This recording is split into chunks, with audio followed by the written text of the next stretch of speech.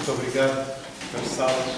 E agora passo a palavra à professora Cecília Sabido, de São Luís de Potosí, que vai nos falar sobre Alonso de Madrigal, a questão da paz e da concórdia, que já foi aqui abordado. Muchas gracias. Primero que nada, dar gracias a los organizadores por este maravilloso encuentro y a los participantes por todo lo que he aprendido y todo lo que me han hecho pensar a lo largo de sus participaciones. También quiero pedir disculpas porque frente a toda su eminencia y toda su sapiencia, lo que les voy a presentar es un texto muy sencillo sobre una situación muy puntual, muy precisa dentro de todo el trabajo que tiene Alfonso Fernández de Madrigal. Y también, bueno, pedir perdón porque voy a hablar en español y no conozco, sé muy poco portugués, quizá debí haber preparado algo en inglés para que pudiéramos comprendernos todos, pero también amo esta lengua y espero que pueda gustarles el texto en ese sentido. También voy a leer, porque si me dedicara a hablar correría el peligro de divagar y entonces la precisión, que es la única virtud del texto, podría perderse. En el siglo XV, el teólogo salmantino Alfonso Fernández de Madrigal, conocido como el Tostado, desarrolló una rica y compleja teoría de derecho de gentes a lo largo de su comentario bíblica y en su filosofía moral. Las repercusiones de su pensamiento influyeron en su tiempo directamente a partir de su posición como canciller del Reino de Castilla en el ámbito cortesano y como catedrático y maestrescuela en la Universidad de Salamanca.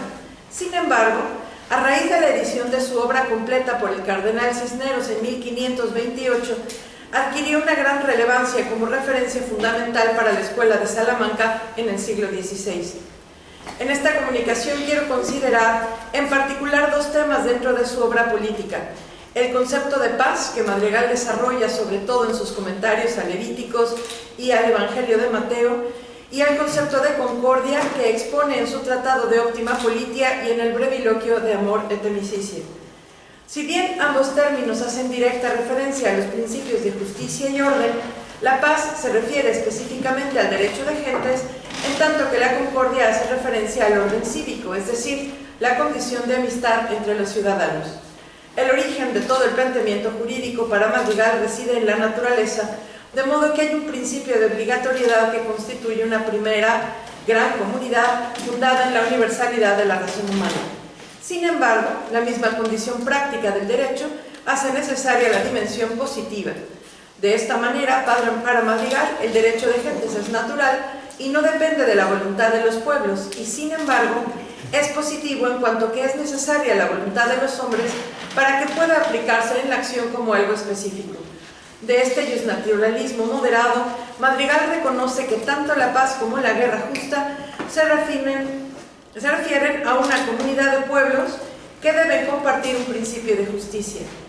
Así pues, define la paz como el fin de todas las cosas y el bien supremo de todos los bienes comunes al hombre. Por otro lado, Madrigal distingue entre la paz internacional y la paz política. La segunda corresponde al bien supremo de la ciudad y se establece entre los ciudadanos.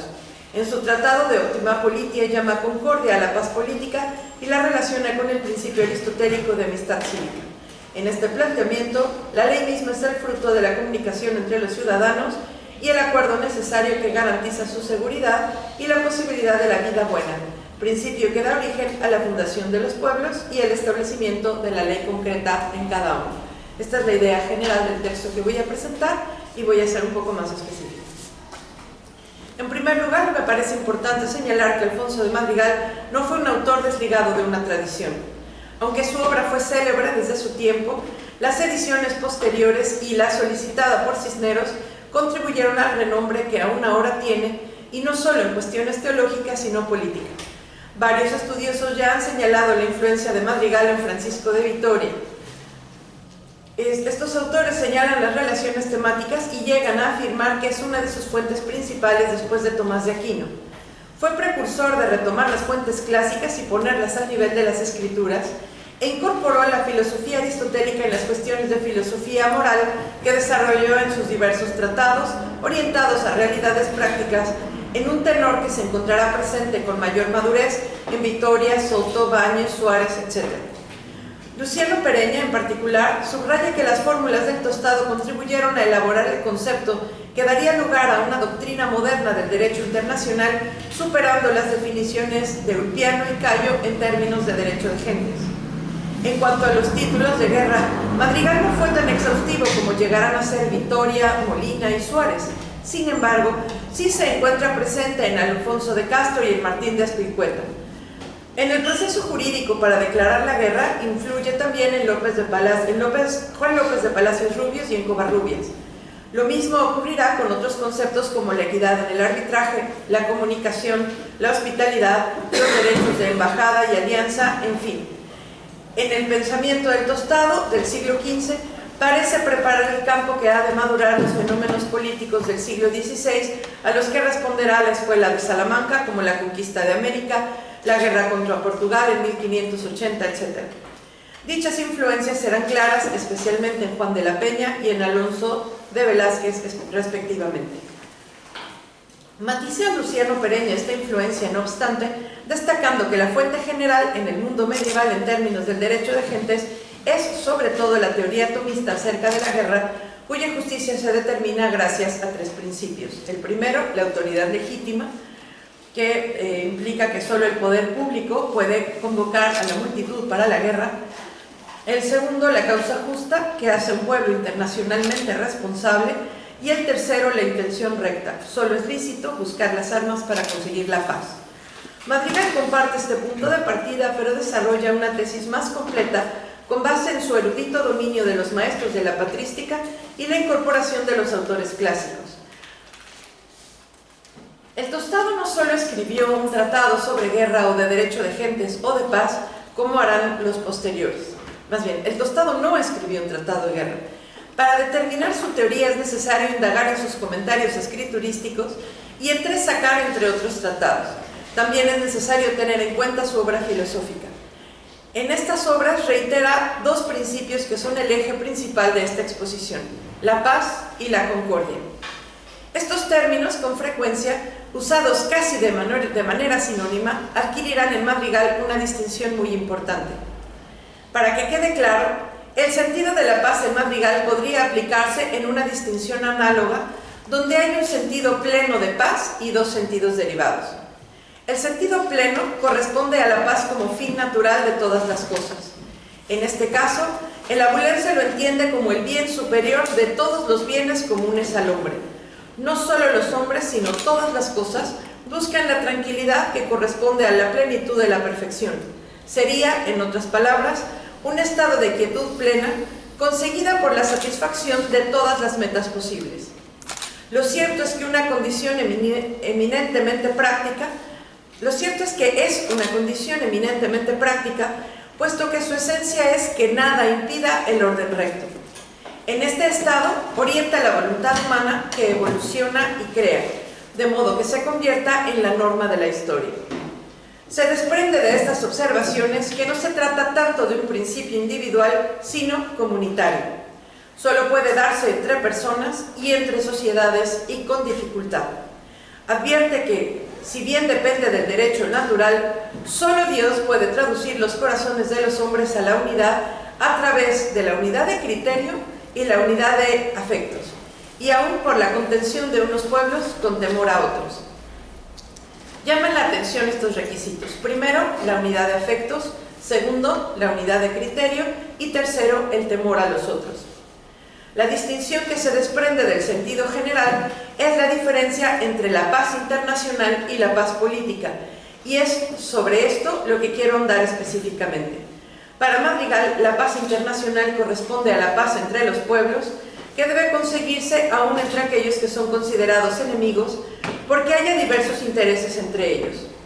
La paz es posible porque existe, en cierto modo, una comunidad internacional, y a ella se contrapone directamente la guerra, al punto que el derecho de gente se plantee casi como una legislación de guerra, privando las condiciones negativas sobre las positivas. La paz política, en cambio, es la que se da en la ciudad.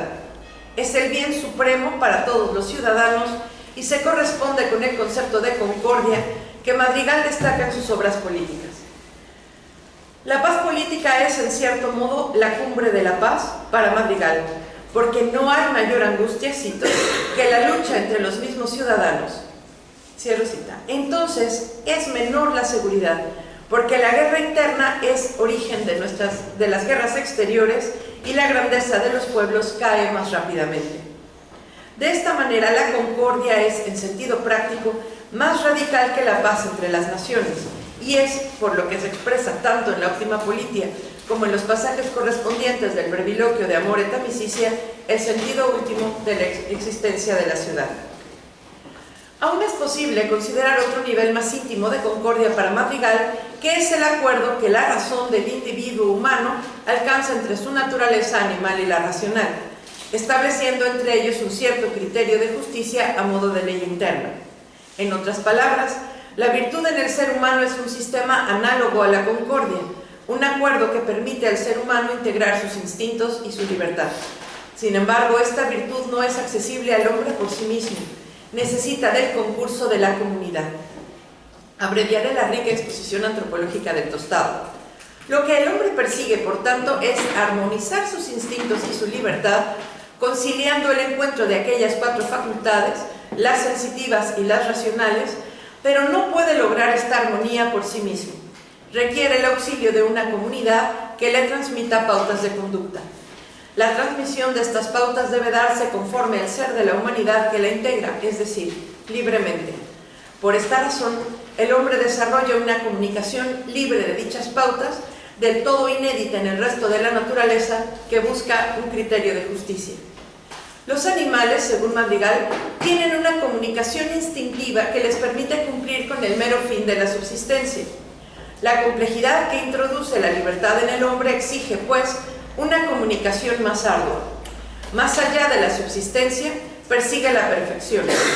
Esta solo se logra cuando un grupo de personas que persiguen el mismo fin se ordenan mutuamente y transmiten entre sí los bienes que su sociabilidad fomenta. Ponen en común, es decir, comunican. No solo palabras, sino bienes. No solo cosas, sino acciones. No solo hechos, sino principios. El punto de unión de esta comunicación de bienes, acciones y principios es la ciudad, no solo como un nubi, sino como un espíritu de comunidad, más al estilo de la koinonía griega. Su fin desde este aspecto es la regulación de la acción humana libre para posibilitar la armonía en el ejercicio de sus facultades, es decir, cumplir el fin natural del hombre ejerciendo su libertad plenamente. Recapitulando, si para Madrigal la paz es el bien superior de todas las cosas del hombre, en sentido general, la concordia será el sentido más radical, de modo que la paz internacional solo es posible en cuanto existe la paz política, ya que ésta, a su vez, posibilita la realización de la vida humana individual. La ley es el instrumento creado como un acuerdo de la comunidad que posibilita y conserva la concordia. Siguiendo la teoría de la amistad expuesta en las éticas Nicomaquea y Eudemia, Madrigal funda en la ciudad una especie peculiar de amistad por interés. Debe ser un tipo peculiar de amistad que se mantenga sólido a pesar de la calidad moral real de sus integrantes, es decir, que si bien sería ideal que en todos existiese la relación de amistad honesta fundada en la virtud, esta cualidad es escasa y difícil de lograr. Los legisladores procuran medios para mantener la concordia por su semejanza con la amistad. Ello responde al hecho de que el punto de partida de la comunidad política no es la vida honesta y virtuosa, sino que se establece la relación a partir del interés y el provecho. Resulta sumamente revelador que la razón de ser de la amistad política sea el interés. Ello no la hace menos perfecta, sino más compleja, y su causa reside sin duda en la multiplicidad y la libertad de sus integrantes, que no debe perderse por la asociación política, sino en todo caso potenciarse. En primer lugar, no se funda sobre algún interés particular, sino sobre la utilidad común de todos sus miembros, lo que será llamado el ámbito público y el bien común. Esta utilidad, como señala el texto de la Eudemia, es doble: vivir juntos y lograr la autosuficiencia, es decir, proveerse de lo necesario para la vida. La causa que origina la asociación en general es la conveniencia, y en función de ella se determina lo justo para cada tipo de comunidad. Podría decirse que, en realidad, el interés es el punto de partida realista de la comunidad política, dado que no todo el mundo es honesto o está dispuesto a la honestidad, pero su fin, su punto de llegada como telos, es la virtud. Gracias a la comunicación de la ley, la comunidad política puede llevar todos los intereses de los individuos en general a la concordia y a la vida conforme a la virtud. En otras palabras, gracias a la comunidad política, todos pueden llegar a ser virtuosos porque participan y comunican el bien entre sí. Madrigal encuentra en la amistad la vía para construir y posibilitar la vida virtuosa, y donde no hay hombres buenos y sabios, hay una comunidad real de aspirantes a la bondad. Personas que deben deliberar en cada una de sus acciones para determinar lo bueno y conveniente. Para Madrigal, con Aristóteles, la amistad cívica posibilita la vida conforme a la virtud y son las leyes construidas desde el diálogo comunitario de todos los ciudadanos las que forjan el espacio de sana concordia en que el ejercicio de la virtud es posible. Para superar la fragilidad constitutiva de la naturaleza caída, el hombre comparte su anhelo de perfección con los demás hombres, pone en común la meta y dispone sus cualidades al servicio de todos. Las pone en común, es decir, establece comunidad. En la convivencia social, el hombre encuentra que es más factible la vida de perfección a la que está llamado. En última instancia, la comunicación de la amistad, según el abulense, no se reduce a un intercambio intelectual, aunque sin duda lo incluye, sino que responde al dinamismo de la vida en acto, en el que se realizan los bienes particulares de los que se han hablado previamente, bienes concretos y reales. Más aún, lo que los amigos comunican de corazón tanto como de palabra son sus obras, y por un lado, disfrutan haciendo las mismas cosas juntos. Por otro, consideran la obra del amigo como propia y como tal la asumen y la sobrellevan, si es desventurada, o la celebran si es venturosa. En este sentido, la amistad comunica el bien entendido con el doble sentido de la palabra ergon, es decir, tanto los bienes producidos como la virtud ejercitada en las acciones concretas. El criterio último de Madrigal para determinar el mejor régimen y la mejor ley es el principio de concordia. También en este criterio sigue a Aristóteles, que habla de la concordia o monoia, tanto en la Ética nicomaquea como en la Eudemia. No consiste en pensar o sentir lo mismo o tener la misma opinión sin más, sino sobre aquello que les conviene como ciudadanos, es decir, la disposición que les permite elegir las mismas cosas y realizar juntos aquello que es de común interés. Destaca Aristóteles el sentido práctico de la concordia cívica, que se consagra en especial a aquellas materias que son de importancia grave para la ciudad y que conciernen a cada parte o a todos, y pone como ejemplo la elección de magistrados o la decisión de guerra. La concordia es aquí llamada por Aristóteles amistad civil y se relaciona con lo que conviene a la ciudad, como hemos dicho. En el breviloquio, Madrigal compara la concordia cívica con la amistad y la equipara con la justicia.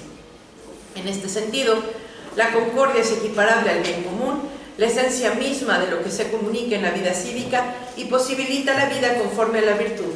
Por eso dice, y cito, permanecentes siempre en la concordia, con los amigos en todas las cosas, en comunicando reciben el fruto de su amicicia, que a ellos continuamente se facen mejores en sí mismos e uno para otro.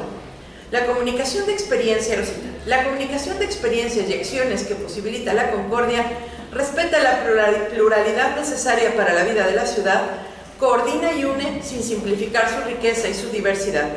Con ello garantiza la paz al interior de la ciudad y la estabilidad y autosuficiencia que ésta requiere para fortalecer su posición al exterior. Esta línea de argumentación abre un valioso camino hacia un derecho de gentes en Madrigal que tiene relevancia y pertinencia, sobre todo en el eje de la tradición de la Escuela de Salamanca. La razón que me lleva a destacar la importancia de la concordia tiene que ver no solo con la influencia que pueda tener Madrigal en la Escuela de Salamanca, sino en general con los humanistas y los distintos agentes de los procesos de conquista que reflexionaron sobre las acciones que aún antes de Victoria llegaran a Salamanca. Hay una serie de preguntas que no pienso resolver, pero que sí quiero plantear desde estos antecedentes para dejar tareas pendientes a quienes estudien críticamente el periodo colonial y quizá a quienes reflexionan sobre problemas contemporáneos. Estas preguntas relativas a la concordia relacionada con el problema de la conquista son las siguientes. Primero, ¿cuál es la legitimidad desde la autoridad de la conquista? Es decir, un poco el ejercicio que hace Victoria. pero pensándolo desde el término concordia por lo siguiente. ¿Qué relación se establece con un territorio ya colonizado según su régimen? ¿Cómo se establece el reconocimiento de una comunidad internacional si estamos hablando, por ejemplo, de una colonia? Ya no es completamente ajena. Y si no es ajena, ¿qué relación tengo con los habitantes de esa ciudad o de ese territorio que llamo propio? Si es un virreinato, ¿le corresponde una paz política en orden a la concordia?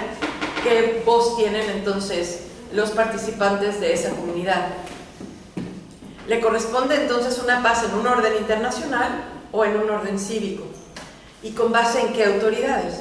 Por ejemplo, ¿se trata igual a los indios pacificados? Por ejemplo, el pueblo de Tlaxcala, el pueblo tlaxcalteca, que nunca se rindió, simplemente se alió.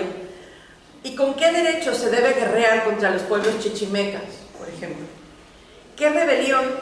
O sea, estas rebeliones entonces serían consideradas como sedición. ¿Y con base en qué tipo de acuerdos? ¿Y es el requerimiento una reclamación pacífica justa? ¿Es auténtica y legítima? Es decir, utilizando no solamente el criterio del derecho de gentes para generar una relación de guerra desde un punto de vista de derecho de gentes, pensando que ya he leído un requerimiento, ya te he conquistado, ya te considero parte de mi comunidad, ¿cómo debo entonces tratarte legalmente? ¿Y qué tipo de relaciones vamos a realizar? Por ejemplo, hablar de repúblicas de indios, ¿qué implica? ¿Aplicamos derecho de gentes? ¿Aplicamos un derecho internacional? ¿O aplicamos en realidad un recurso de concordia?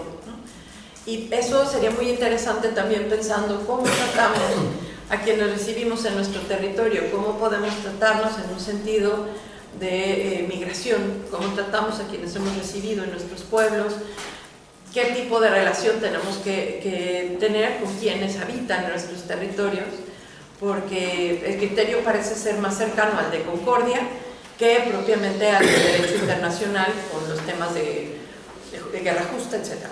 Son como las ideas que quería presentar. Muchas gracias.